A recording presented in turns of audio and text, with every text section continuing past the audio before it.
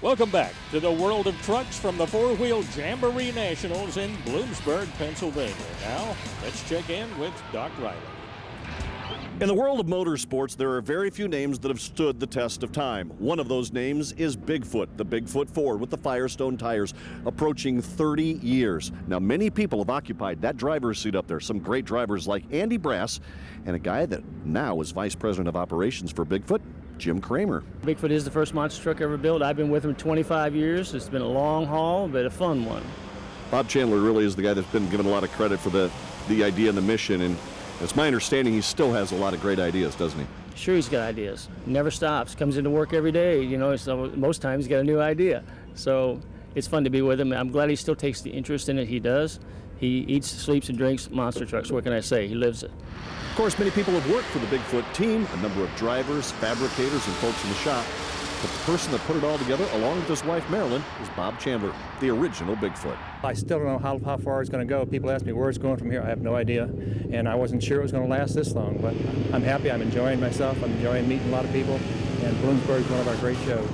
So Bigfoot's almost become an icon. You say Bigfoot and immediately people know what it is.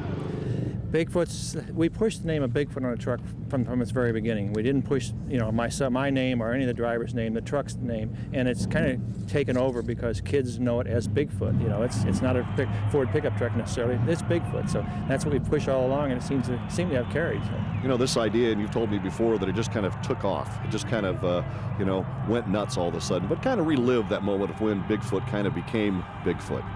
Well, the name came about because I'd race every weekend and tear my truck up. And when I got back to the shop every Monday morning, my general manager started calling me Bigfoot because I couldn't keep my foot out of the throttle. And I stuck the name on the side of the truck because it had big tires, so I figured that's where I got the Bigfoot out of it.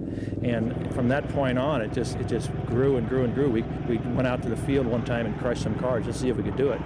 And then the promoter saw that and wanted us to do it in front of the crowd, and we did it at Jefferson City, Missouri. It was the first place we crushed cars for a crowd, and the people went nuts. And from that point on, that's all we could do. We race now and we clear the cars.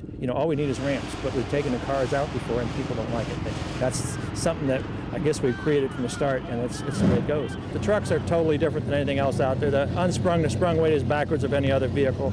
We run a fiberglass body. We run 1,500 horsepower and a 10,000-pound truck. I mean, how do you make a 10,000-pound truck do what it? When we first started, I was talking to some people years and years ago. I said, there's no way to take these trucks off the ground. They break in pieces. And now we're jumping airplanes and jumping semis with them, so it still amazes me. Congratulations, Bob. Thank you very much, Doc. A lot of history behind the Bigfoot team, driven by Dan Runte as he brings his machine to the line to face John Seesaw. And once again, Rick, this will be a big moment for John Seesaw. Well, you have two racers who have not visited Victory Lane this year. Bigfoot surprising Seesaw, won the year before, but now able to get in here. The local hero against that big Nate Snubbit Bigfoot truck. Bigfoot first off of the line, and he takes the victory. Let's go to the replay and see, Rick, exactly how he did it. Well, they lead together. I don't know if it's the new style tires, that new tread pattern that Runty has, or the years of experience, but it was close. Seesaw trying to take the win, but Runty, the veteran, shines in this one. Back down to top end. Here's Doc Riley. Hey, congratulations, a win at Bloomsburg. Yeah, it's awesome. I mean, new sponsorship. And we're playing a lot with tires, too, as everybody can tell. I mean, we kind of throwed some stuff around yesterday because we didn't know what it was going to do on account of rain, and it worked pretty good, so we left it alone today. We got Jim and Bob are here, just the whole team. I mean, that's where Bigfoot started 30 years ago, and it's tough, It just, to get a win like this means a lot here.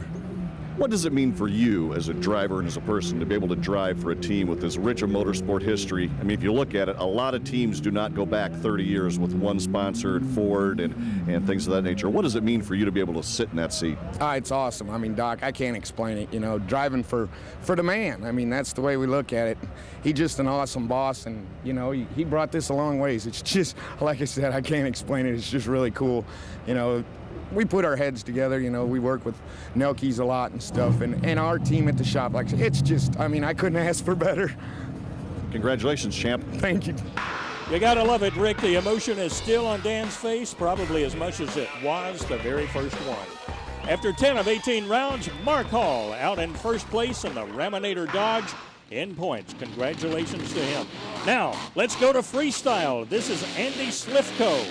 Well, he started out with 4 tires on the rim, finished with that jump with just 3. Kurt Dabney, Monster Patrol, going to climb over that big step van and put the front end up in the air. And Rick, this is freestyle, but it's all about go out. You've got one goal, one objective here. That is please the crowd. And you can hear the crowd in the background. Monster Patrol, one of the favorites, taking out all the signs.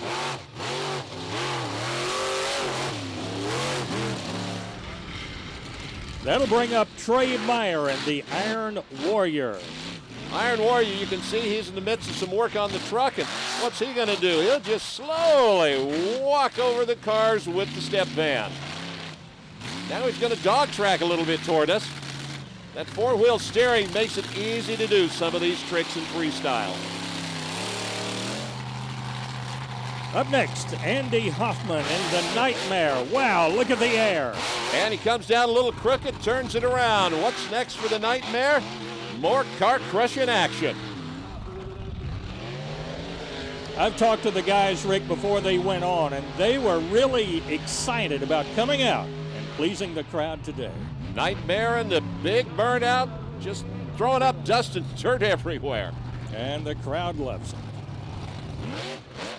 Step van still isn't getting any shorter.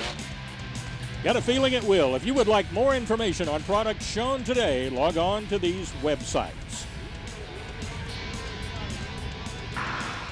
Be sure to join us for World of Trucks.